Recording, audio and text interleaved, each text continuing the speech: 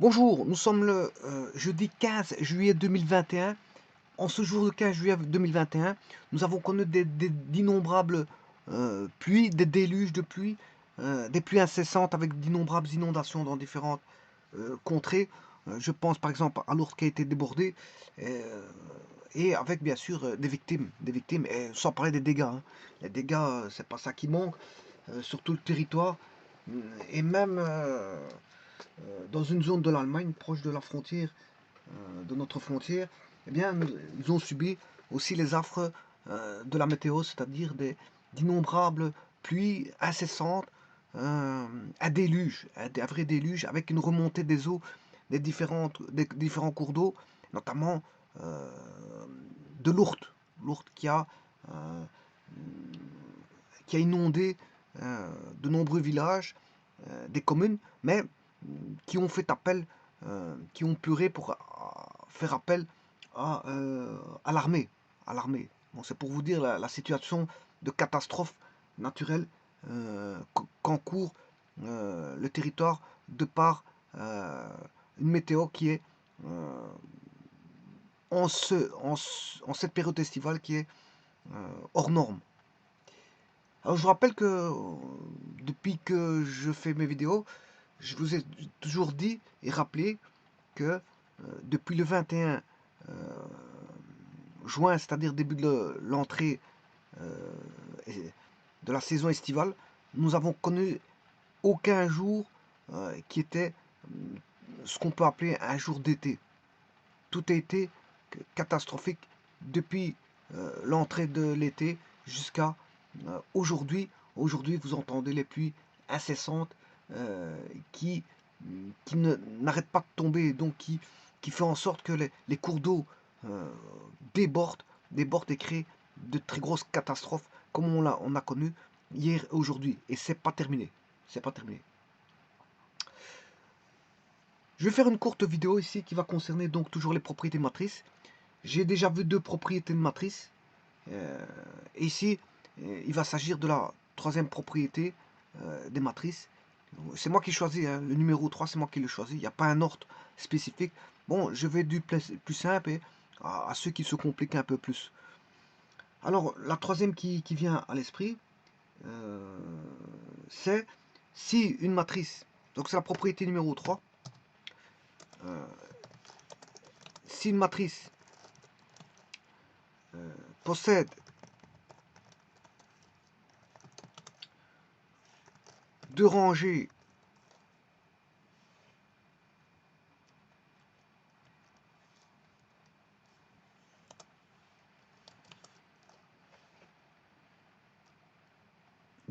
de même nom, c'est-à-dire soit des lignes, soit des colonnes, deux rangées de même, ici,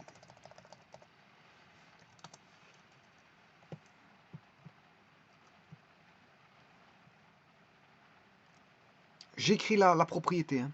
Donc si une matrice possède deux rangées de même, elles sont de même nom, identiques,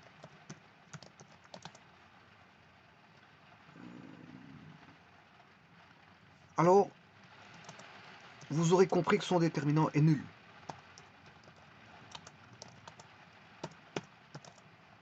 Bon, je ne sais pas si j'ai fait la démonstration de cette propriété. De toute façon, je la ferai si elle n'a pas été faite. S'il a été faite, ben, bon, je n'ai pas à la démontrer parce qu'elle est déjà démontrée. S'il a déjà été démontré, je ne sais pas si je l'ai déjà démontré ou pas.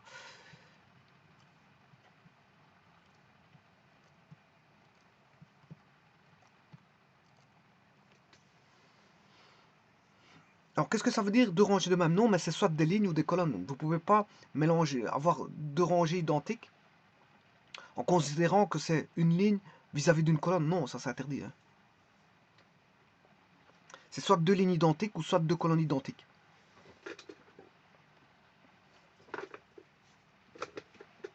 Alors, le but ici, c'est pas de démontrer ça, c'est juste de le voir, c'est juste de vous montrer ça, et de pas de le démontrer, mais de vous montrer. C'est-à-dire via un exemple. il y a des exemples utilisés sur GeoGebra et Scilab.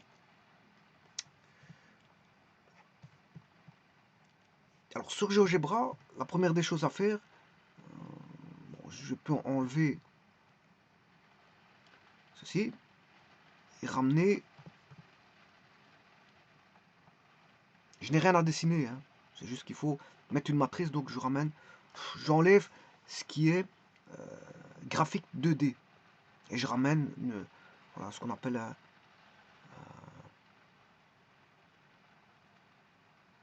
une feuille de données, un datasheet cellulaire. Un datasheet cellulaire avec des cellules. Et là, il faut que je crée une matrice comme je veux montrer la propriété que deux rangées de même nom, c'est-à-dire soit ligne ou colonne, est identique, son déterminant est nul. Ben, il me faut calculer son déterminant, donc il faut une matrice carrée. Il faut une matrice carrée. Bon, cette matrice carrée, je vais la mettre ici. 7.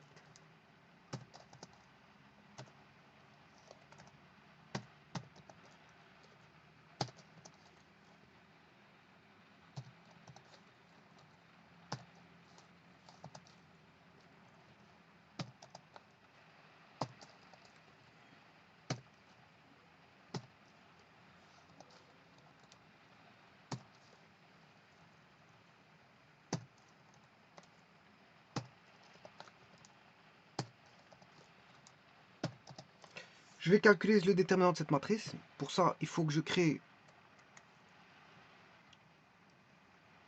une matrice. Il l'appelait M1. J'en calcule son déterminant.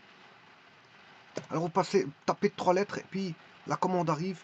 Il suffit juste de taper le nom de la matrice qui est M, mais il faut mettre un indice. L'indice, vous allez rechercher avec fx et vous l'avez à n. M indice 1. Voilà. Son déterminant vaut 97. Le déterminant de cette matrice vaut 97. Bon, c'est interactif. C'est ça qui est bien avec GeoGebra. Je peux changer comme je veux. Le déterminant va se calculer de nouveau. C'est interactif. Bon, je vous ai dit que donc deux rangées de même nom, c'est de mettre par exemple 4, 1, 5. Bon, jusqu'à présent, le déterminant n'est pas nul. Hein. Il vaut 12 maintenant. Mais si je devais mettre 4, alors je voulais faire juste un test. Si je mets 2, 1, ouais, j'ai plus de matrice là. On va effacer la matrice. Il manque une valeur. 26.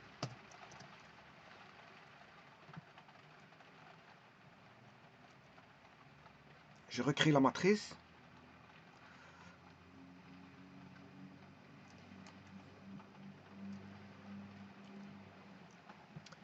Je calcule son déterminant en tapant les 3 premières lettres. Date. M indice 1. Moins 14.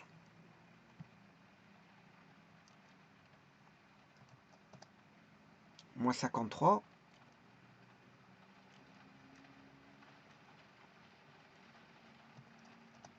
Moins 36. On se rapproche de 0. Hein. Et si je mets quelque chose, c'est plus grand. On va mettre 12. 12, c'est 396. Je vais mettre 15. 21. Et 30.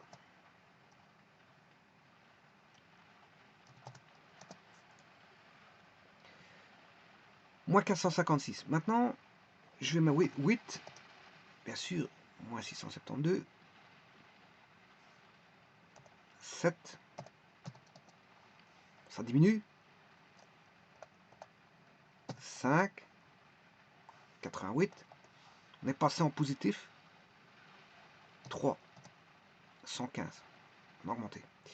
Alors je vais rediminuer ici. Je vais mettre 4.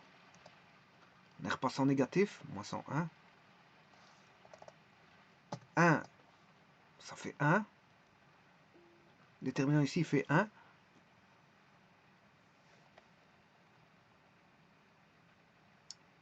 Alors, on est proche de 0. Pourquoi on est proche de 0? Parce qu'il faudrait modifier juste celui-ci pour avoir 0.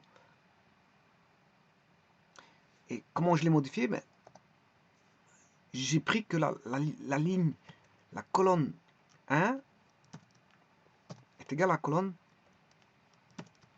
4. Ouais.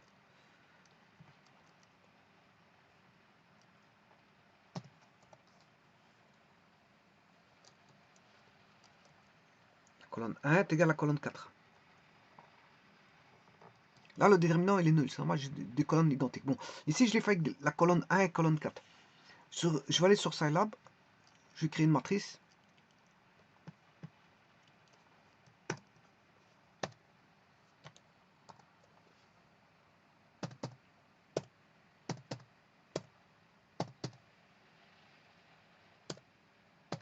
Une matrice carrée, bien sûr.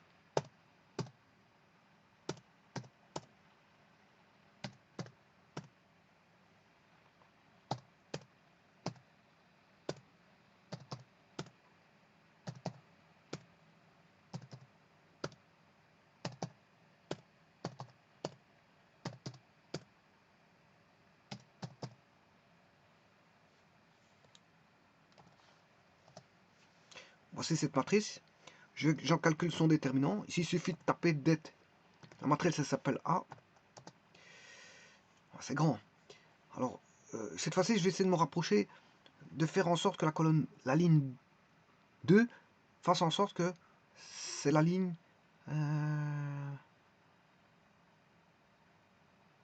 la ligne 2, je vais m'en rapprocher de la ligne 3. Ligne 2, enfin ligne 2 et ligne 4. Je vais faire ligne 2 et ligne 4. Ligne 2, ligne 4.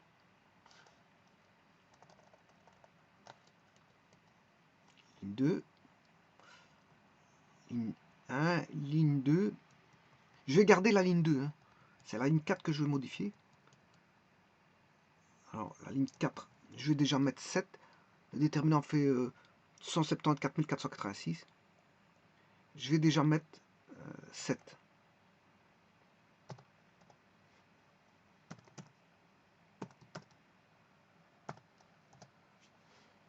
« 174 000, on est déjà descendu à 120 000. Alors, je vais reprendre la matrice A. Je vais mettre à la place de 12, je vais mettre 8.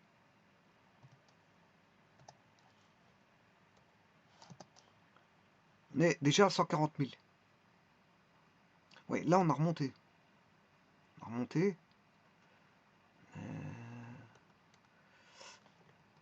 Je vais rechercher moins 1. Calculer le déterminant. Voilà, on n'a plus qu'à 31 000. 31 464.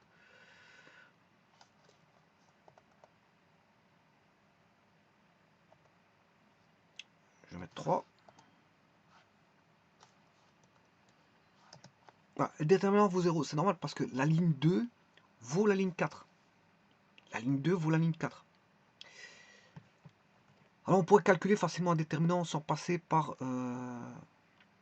le calcul de la formule, enfin la définition, sans passer par la définition. Rien qu'avec les combinaisons linéaires, on sait calculer une matrice. On sait voir si elle est nulle facilement. Alors comment?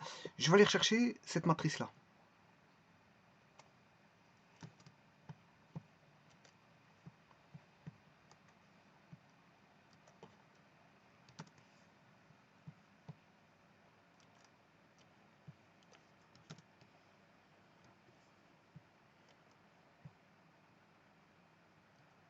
Donc, bon, ici, on va retirer le 4.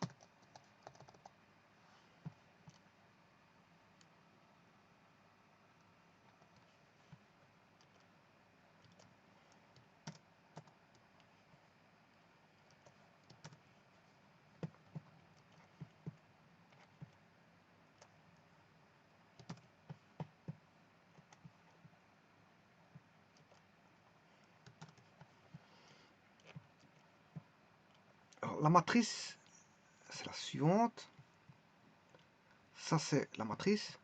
Si je veux calculer son déterminant, déterminant, je peux le mettre dans une barre comme ceci. Alors, si je fais la colonne 1 devient la colonne 1 moins la colonne 4, j'aurai la colonne 1 vaut en ligne 1, je fais la ligne 1, j'aurai 4 moins la colonne 4 qui vaut 4. Si je fais la ligne 2, la colonne 1 vaut 1 et la colonne 4 vaut 1. Si je fais la ligne 3, bien sûr, colonne 1, hein, je suis toujours en colonne 1. L'invariable ici, c'est la colonne 1 et colonne. Voilà, c'est colonne 1 qui est invariable. Par contre, j'ai mal fait mon symbole. C'est une double flèche.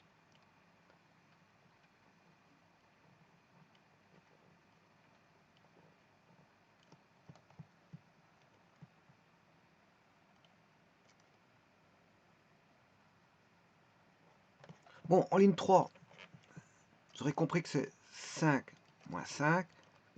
Et en ligne 4, colonne 1, ça devient 4 moins 4. Ligne 1, colonne 1, 4 moins 4, ça fait 0. 1 moins 1, 0. 5 moins 5, 0. 4 moins 4, 0. 0. Ligne 1, colonne 1, 0. Ligne 2, colonne 1, 0. Ligne 3, colonne 1, 0. Ligne 4, colonne 1, 0. Je recopie 5, 2, 6, 2, 7, 6, 7, 3, 4, 1, 5, 4. Voilà. Et le déterminant de cette matrice est nul. Le déterminant de la matrice est nul. Pourquoi? Parce qu'il y a une ligne, il y a un ensemble, il y a une colonne complète de 0. Donc le déterminant, à chaque fois qu'on va multiplier par un élément de cette colonne, ben, il va annuler le produit. Je vous rappelle que c'est une formule des déterminants, hein, qui est moins 1, qui donne la parité, moins 1, donc I plus J, moins 1 I plus J, multiplié par un ensemble de produits qui est un, comment est-ce qu'on appelle ça,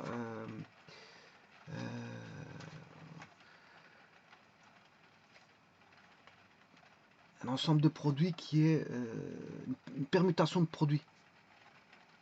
Une permutation de produits. Bon, il y a plusieurs méthodes de calcul des déterminants, mais bon, on peut le faire par la formule générale. Hein, par la formule générale. Bon, et maintenant je vais vous faire par la ligne, par les lignes, en prenant ce que j'ai tapé sur GeoGebra. Alors, je vous rappelle que, alors pourquoi on a ça?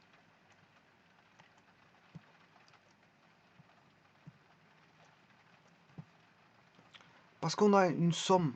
Le but, c'est pas de démontrer, je vous l'ai dit, hein, la démonstration, je ne sais pas si je l'ai déjà faite avec ça, avec cette propriété. Moins 1 exposant J.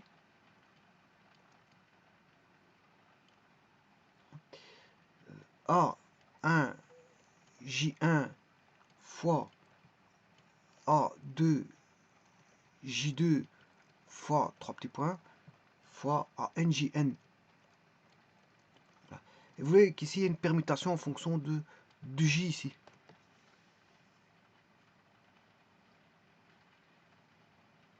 Donc c'est la somme, si vous voulez, étendue à toutes les permutations des n premiers naturels non nuls. Et J représente une parité. La parité, bien sûr, de la permutation, où, bien sûr, on a un fondamental. Hein, un fondamental qui est 1, 2, 3, jusque n. Et à partir de là, on décide qu'est-ce qui est, si c'est pair ou impair, en fonction de une permutation pair ou impair. Et le fondamental, il est là. À partir de lui, on considère qu'est-ce qui est positif, négatif.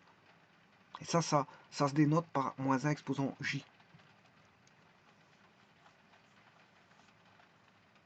Alors ce fameux grand J, à un moment donné, en fonction des méthodes de calcul de déterminant, ça sera I plus J. Il va dépendre d'un I plus J. À un moment donné. Bon, ça dépend de la méthode de calcul des déterminants.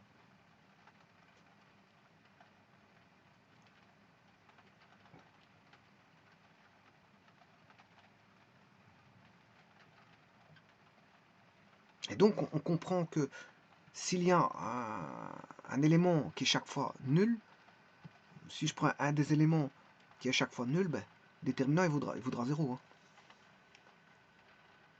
Ben, si je fais par la méthode des mineurs,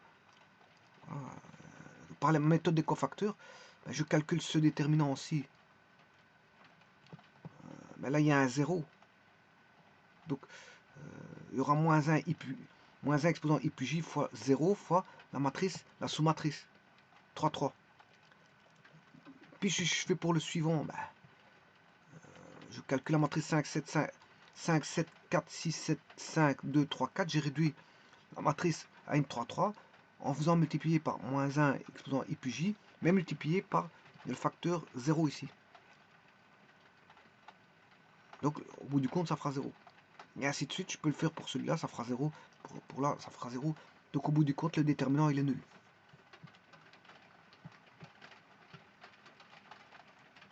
Donc ici, je pourrais mettre un corollaire à ça, c'est que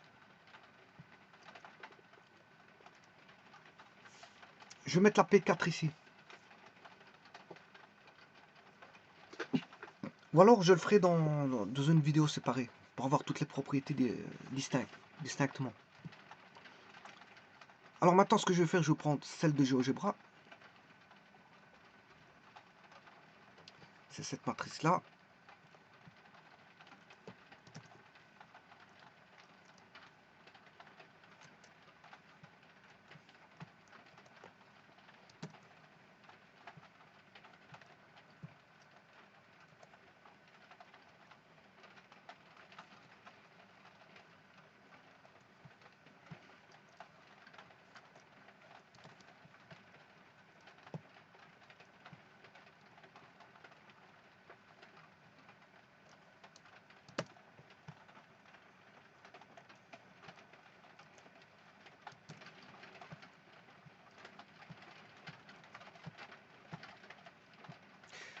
Donc si je veux calculer le déterminant de ceci,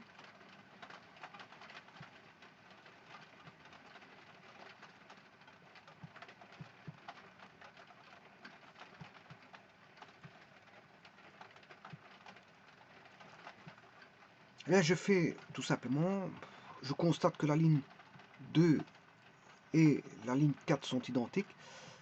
De nouveau, qu'est-ce que je fais? Ben, je garde là la ligne 1, je garde la ligne 2.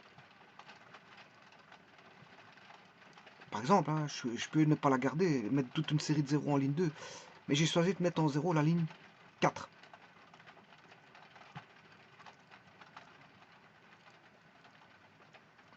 Là, je peux obtenir 0 en faisant comment? Ben, la combinaison suivante, la ligne 4 devient la ligne 2 moins la ligne 4. Alors je vais le faire pour la colonne 1. Colonne 1. Ligne 2 moins la ligne 4. Colonne 2. Ligne 2 moins la ligne 4. Colonne 3. La ligne 4 devient moins 1 moins 1. Et le dernier, en colonne 4, ça va devenir 3 moins 3. Et tout ça, ça fait 0. Donc là, en ligne 4, colonne 1, ça fait 0. Ligne 4, colonne 2, ça fait 0. Ligne 4, colonne 3, ça fait 0. Et ligne 4, colonne 4, ça fait 0. J'ai une série de 0, donc le déterminant ici, il est nul. Je vous remercie.